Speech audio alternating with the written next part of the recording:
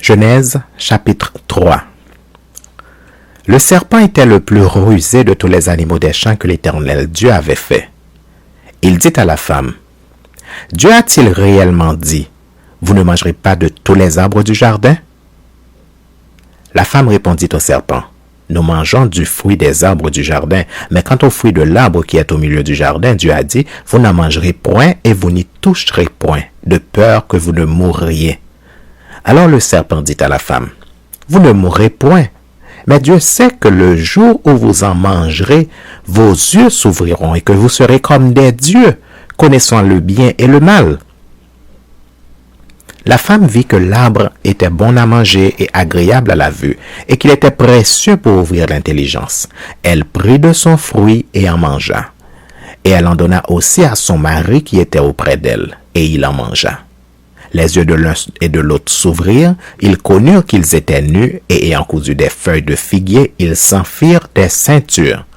Alors ils entendirent la voix de l'Éternel Dieu qui parcourait le jardin vers le soir, et l'homme et sa femme se cachèrent loin de la face de l'Éternel Dieu, au milieu des arbres du jardin.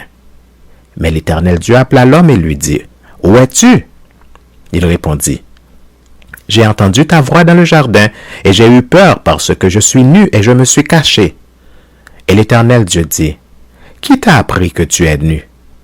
Est-ce que tu as mangé de l'arbre dont je t'avais défendu d'en manger? » L'homme répondit, « La femme que tu as mise auprès de moi m'a donné de l'arbre et j'en ai mangé. » Et l'Éternel Dieu dit à la femme, « Pourquoi as-tu fait cela? » La femme répondit, « Le serpent m'a séduite et j'en ai mangé. » L'Éternel dit au serpent, « Puisque tu as fait cela, tu seras maudit entre tout le bétail et entre tous les animaux des champs. Tu marcheras sur ton ventre et tu mangeras de la poussière tous les jours de ta vie. Je mettrai inimitié entre toi et la femme, entre ta postérité et sa postérité. Celle-ci t'écrasera la tête et tu lui blesseras le talon. » Il dit à la femme, « J'augmenterai la souffrance de tes grossesses. Tu enfanteras avec douleur et tes désirs se porteront vers ton mari, mais il dominera sur toi. » Il dit à l'homme, « Puisque tu as écouté la voix de ta femme et que tu as mangé de l'arbre au sujet duquel je t'avais donné cet ordre, tu n'en mangeras point, le sol sera maudit à cause de toi. C'est à force de peine que tu en tireras ta nourriture tous les jours de ta vie. Il te produira des épines et des ronces, et tu mangeras de l'herbe des champs. C'est à la sueur de ton visage que tu mangeras du pain, jusqu'à ce que tu retournes dans la terre d'où tu as été pris, car tu es poussière, et tu retourneras dans la poussière. » Adam donna à sa femme le nom d'Ève, car elle a été la mère de tous les vivants.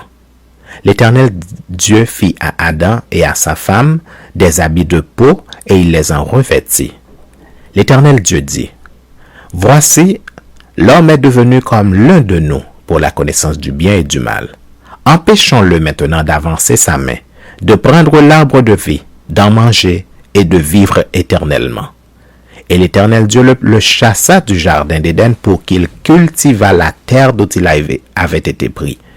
C'est ainsi qu'il chassa Adam, et il mit à l'orient du jardin d'Éden les chérubins qui agitent une épée flamboyante pour garder le chemin de l'arbre de vie.